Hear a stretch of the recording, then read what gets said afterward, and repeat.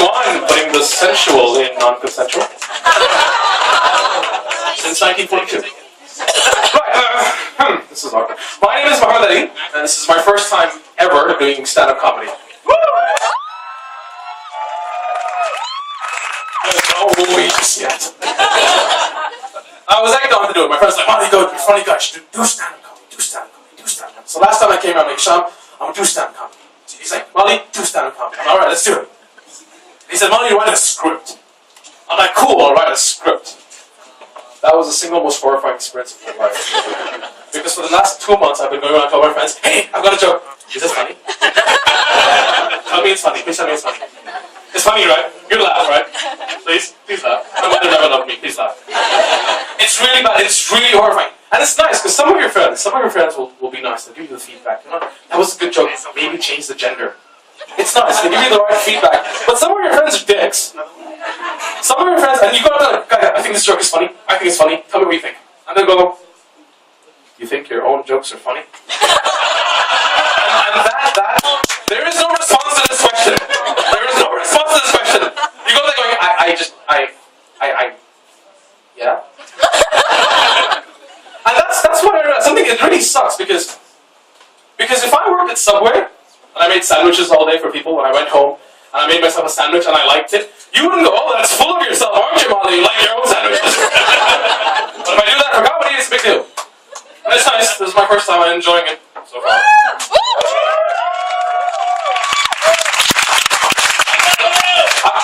I work in the marketing industry. Yes, very impressive. My boss is here, so hey, great job. My office is here.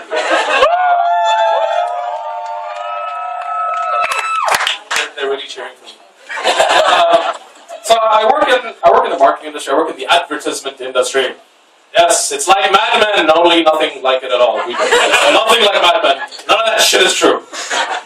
But it's fun. I'm a digital strategist, which is a nice way of saying I'm on Facebook all day. But that's what I do. And part of my job is that we have to monitor sort of situations that happen in the Arab world. This is, it's the Arab world. It's a lot of turmoil, lots of stuff going on. And it's a difficult place to be. So we're always watching the news. Always watching the news, see something bad happens or something goes wrong. And it does, stuff goes wrong. Because, well, let's face it. Unfortunately, I got really bored of reading the same news over and again because no matter what happened, it would be the same. It would be a random headline and then protesters burn tires.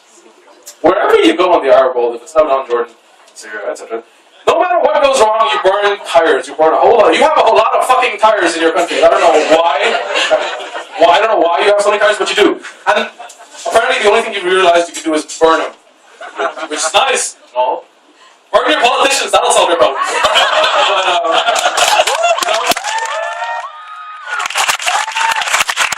With regards to all this tire, I get it. Yes, you have a lot of tires, which is nice, but don't burn it. Sell it to India. We have a population crisis. We can use the extra rubber. I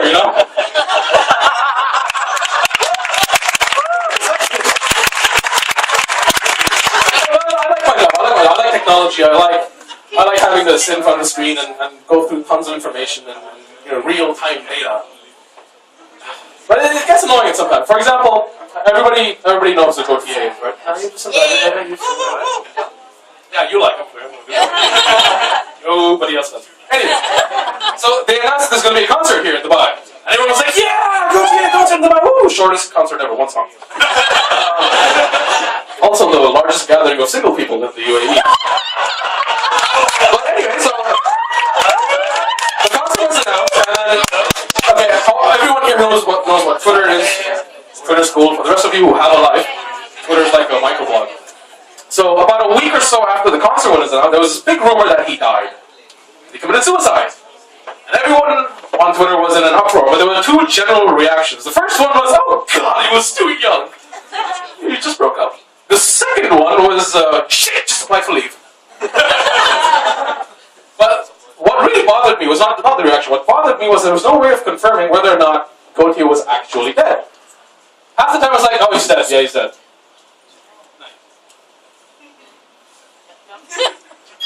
I'm just kidding, he's not dead. He's dead. But really, no, he's not dead. He's not dead. He's not. But this went on for hours. But it was a hard. Eventually, he tweeted he wasn't dead. All well and good.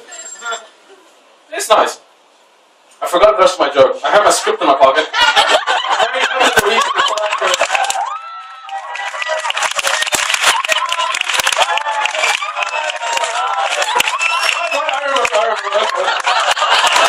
Right, okay. Shit, I ruined the flow. The flow is I'm supposed to be like, oh yeah, I have cool hobbies. I have lots of cool hobbies. Like I like scuba diving and playing paintball and driving and all these things, all these manly things, Alpha Dork. But I love being told a story more than anything else. I love being told a story, which is why I love video games and I love TV and movies. So The Dark Knight Rises, and then Avengers, and all these cool, like Godfather 1, 2, and 3, and great movies. And TV shows. TV shows are cool. Breaking Bad, Walking Dead, How I Met Your Mother. All these title shows are very nice. But there's one sort of genre that I've never enjoyed, and traditionally it never does well in the cinemas either. It's art movies. Never enjoyed art movies. I can see a bunch of people going, oh really? You didn't like that movie? No. How bourgeois! No, I didn't like this movie. They sucked. And here's why: all art movies are exactly the same. There's not one difference.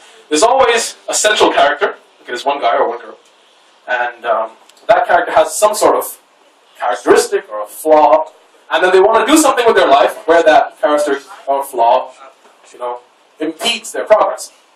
So it's a gay guy who wants to become a chef in the army. A lesbian who wants to become a gynecologist, falling in love with all of her patients. Or a Canadian transvestite who wants to become Miss World. For that last example, can you imagine the dialogues in that movie? It would be something like this. Sebastian, they rejected my application. Why, Victoria? Why would they do such a thing? You may not believe it, Sebastian, but I used to be a man. Because with your angelic voice, your 6'2" frame, broad shoulders, square eyebrows, and hugely, awfully awkward hairline, you look like most Canadian women. But it's true. Our movies are always the same. I grew up in Dubai. Did anyone else grow up in Dubai? Spend a lot of time. And the one thing it's nothing about Dubai, by the way. The one thing that I want to bring out of it is childhood, right? Now, what happens to you as a kid will sort of stay with you for the rest of your life. No, you may not. It will stay with you for the rest of your life. When I was a kid, I used to love G.I. Joes. I was crazy. I had the whole set. And except for this one guy, General Hawk, who was like the chief honcho of the G.I. Joe. And I spent a lot of time saving up to buy his action figure. It cost me, I think 12 dirhams at the time. It was like 4 months of pocket money. And about 5 months of stealing. But eventually I bought it, and I had the whole set. So my cousins would come over, my mom would be like, Molly, give your toys to your cousins, play with them. I'd be like, no. And she'd be like, do whatever you're going to.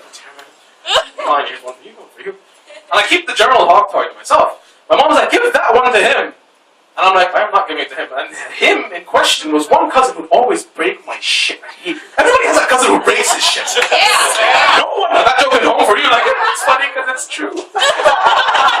Anyway, so he'd always break my shit. And it would piss me off. Eventually, I somehow gave my General Hawk action figure to this guy, dreading what would happen. And sure enough, 5 minutes later, I got General Hawk's torso and his legs in 2 separate hands. And I was 9, and this is a big deal when you're 9, guys. Don't call me, it's a big deal. This is some life-altering shit. Anyway, it's been like 20 years since I've grown up and I have a job. Now, this cousin got in touch with me on Facebook recently. And he's like, hey! I'm like, hey, how are you doing? He's like, oh, it's alright.